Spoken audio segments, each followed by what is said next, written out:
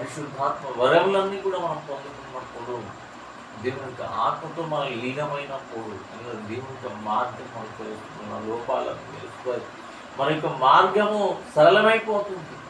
అందుకే పౌలు కానీ పేతురు కానీ తను విశ్వసించి బాప్తిస్మం పొందినటువంటి వ్యక్తుల దగ్గరికి వెళ్ళి ప్రార్థించినప్పుడు వాళ్ళ ఆత్మతో నింపబడ్డారు. వాళ్ళు ఆత్మతో నింపబడ్డారు, వీళ్ళు ఆత్మతో నింపబడ్డారు. ఉండలేదు. కాబట్టి ఆత్మ అనేటువంటిది లేకుండా దేవుని అనుసరించడము సాధ్యము కాదు. అందుకే దేవునికి ఆత్మను పొందుకోవాలి. ఆత్మ వరాలు కూడా ఉన్నాయి. మనం ప్రతి వరాన్ని పొందుకోగల. సంఘములో ఆత్మవరాలు లేకుండా దేవునికి మార్గం అర్థం కాదు, దేవునికి ఉద్దేశం అర్థం కాదు, దేవునికి అనుసరించడం సాధ్యం కాదు, లోపాలు సరి చేసుకోవడం కూడా కాదు.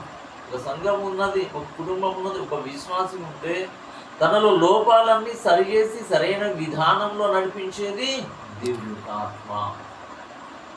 ఒక సంఘంలో కావచ్చు, కుటుంబంలో కావచ్చు, దేవుడు మాట్లాడాలన్నా కూడా ఆయన ఆత్మ ద్వారా మాట్లాడాలి. వాక్యం ద్వారా మాట్లాడాలన్నా ఆత్మ ద్వారా ప్రేరేపించి వాక్యం ద్వారా మాట్లాడుతున్నాడు. కాబట్టి ఆత్మ ఉండాలి. ఆత్మ ద్వారా ప్రేరేపించబడి వాక్యం చెప్పగలగాలి, వాక్యం వినగలగాలి. కాబట్టి దేవుని అనుసరించాలి, సరైన క్రమంలో అనుసరించాలి, సరైన బోధనలో విశ్వాసంలో ముందుకు వెళ్ళాలి అంటే దేవుని యొక్క ఆత్మను పొందుకోవాలి. అందుకే మేడగదిలో అందరూ ప్రార్థిస్తున్నప్పుడు దేవునికి ఆత్మ బలంగా వచ్చేసి అక్కడ ఆత్మను పొందుకున్నారు, భాషలతో మాట్లాడారు, ప్రవచించారు. అందుకే ఆత్మవరాలు పొందుకోవాలి. ఆత్మవరాలకు ఎప్పుడైతే నువ్వు విరోధంగా ఉంటావో, దేవునికి ఆత్మకు విరోధంగా ఉంటాడు. దేవునికి విరోధంగా ఉన్నప్పుడు దేవునికి విరోధం అయిపోతాం. దేవునికి విరోధం ఏ కార్యము చేయలేవు. దేవునికి ఉద్దేశం నీకు అర్థం కాదు.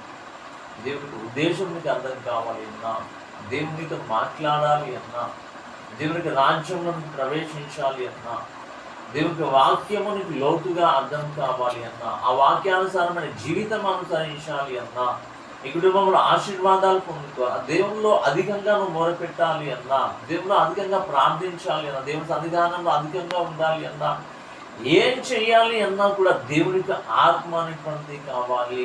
ఆత్మ నీలో ఉంటేనే దేవుని నీలో ఉన్నట్టు, ఆత్మ నీలో ఉంటేనే దేవుని నువ్వు అనుసరించినట్టు. ఆత్మ లేకుండా దేవుని అనుసరించడం సాధ్యం కాదు. అందుకే ఆత్మను పొందుకోవాలి, పరిశుద్ధాత్మ పొందుకోవడానికి ప్రయాసపడాలి. అందుకే కొరింథీ పత్రిక 14వ అధ్యాయంలో ఆత్మవరాల యొక్క ప్రాధాన్యత గురించి పౌలు రాసినట్టుగా మనం